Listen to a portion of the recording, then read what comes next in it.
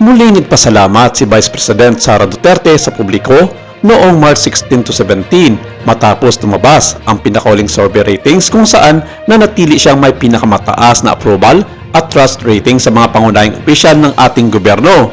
Ayon sa Pulse Asia Survey, sa unang quarter ng taong 2026 na isinagawa mula February 27 hanggang March 2 ng taong ito, nakakuha si VP Sara ng 55% sa approval rating at nakakuha rin siya ng 54% trust rating na bagay namang sobrang ikinatuwa ito ng 65% ng kabuang populasyon ng Pilipino base sa base ratio ng nasabing survey.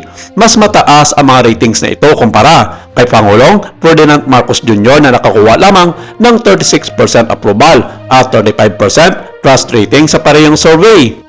Sinabi ng Vice Presidente na ang kanyang kapangyarihan at mandato ay direktang nagmumula sa tiwala ng taong bayan.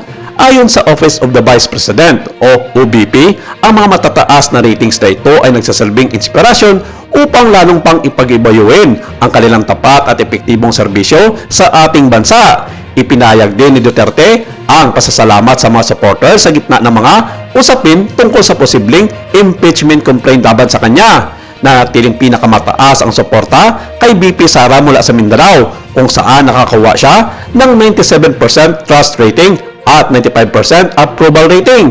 Nakakuha rin siya ng malakas na suporta mula sa Visayas na may 72% approval at sa Class E 81% na approval naman.